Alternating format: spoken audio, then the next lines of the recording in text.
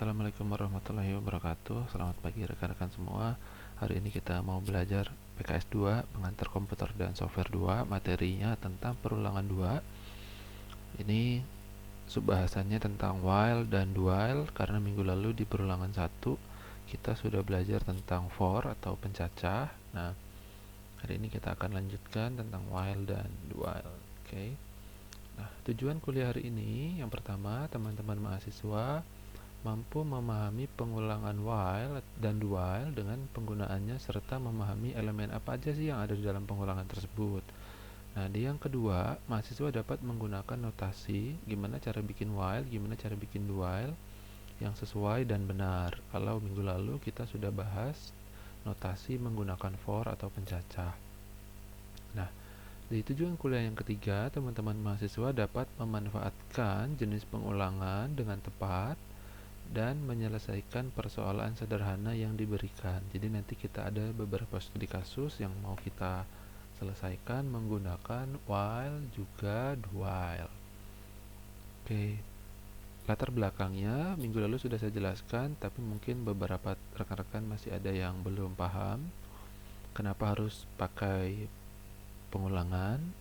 Jadi ketika kita melakukan suatu instruksi atau aksi gitu ya, secara berulang-ulang, secara rutin begitu, atau secara looping, itu kalau manusia yang melakukan, kita punya kecenderungan untuk melakukan kesalahan atau biasa disebut juga dengan human error. Nah, hal ini terjadi karena salah satu alasannya adalah manusia itu bisa letih, bisa lelah gitu ya, bisa capek. Nah, atau juga bisa karena bosen gitu ya.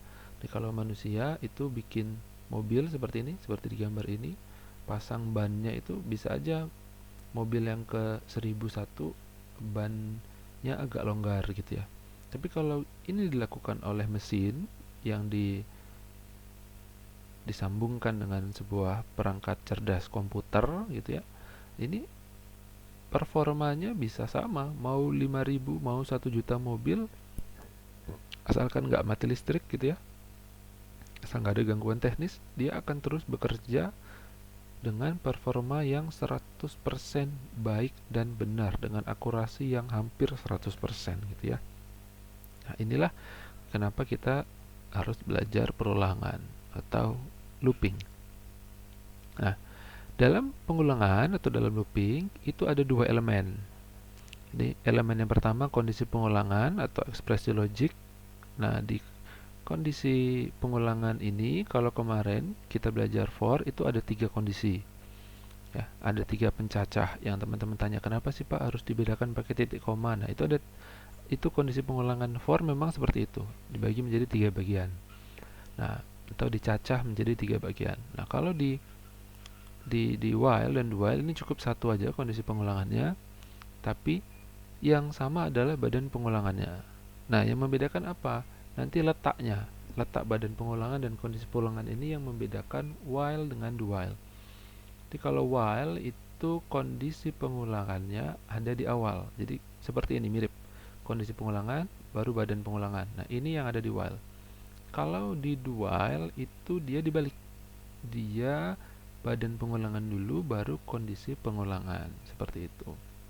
Nah, kita bahas yang pertama, pengulangan berdasarkan kondisi pengulangan di awal atau while. Nah, ini dia while. Ini inisiasi awalnya, ini bentuk umumnya. Teman-teman bisa lihat bentuk umum while itu seperti ini. Ada inisialisasi aksi, ada elemen pertama, kemudian ada kondisi pengulangan setelah while. Mirip sama for, cuma bedanya kalau for di kondisi pengulangan ada 3 bagian, kalau while cukup satu saja. Lalu ada aksi, ada next element. Jangan lupa ada next element, atau minggu lalu saya sudah jelaskan tentang increment atau penjumlahan i-nya, i plus-plusnya itu namanya next element. Kemudian ada kondisi pengulangan ketika nilainya menjadi false. Nah, ini selesai, dia akan diterminasi. Dari while sampai next element ini ketika kondisi pengulangan bernilai true atau benar, atau nilainya sesuai dengan kondisi pengulangan. Jadi kalau kita punya i sama dengan 1, kemudian kondisi pengulangannya i kurang dari sama dengan 5, Maka isi yang di sini hanyalah 1 sampai 5. Kenapa 1 sampai 5, Pak? Karena dimulai dari 1, diakhiri ketika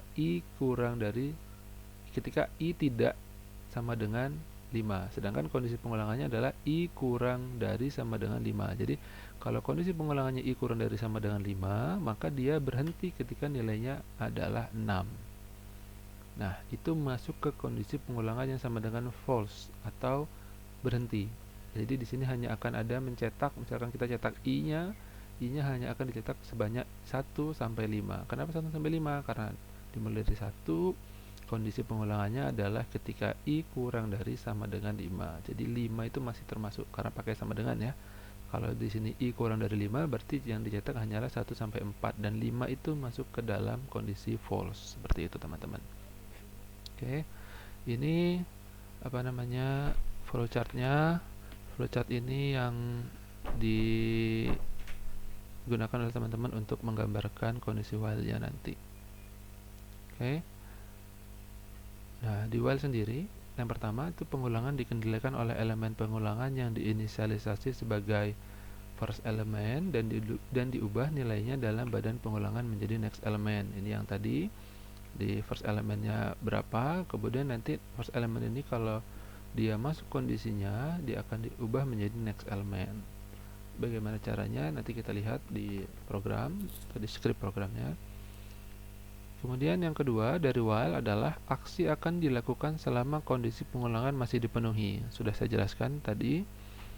Yang ketiga, tes terhadap kondisi pengulangan dilakukan setiap kali sebelum aksi dilakukan. Ya, di awal ditanya dulu apakah kondisinya memenuhi. Kalau iya, lakukan aksi. Kalau enggak, dia akan terminasi. Seperti itu.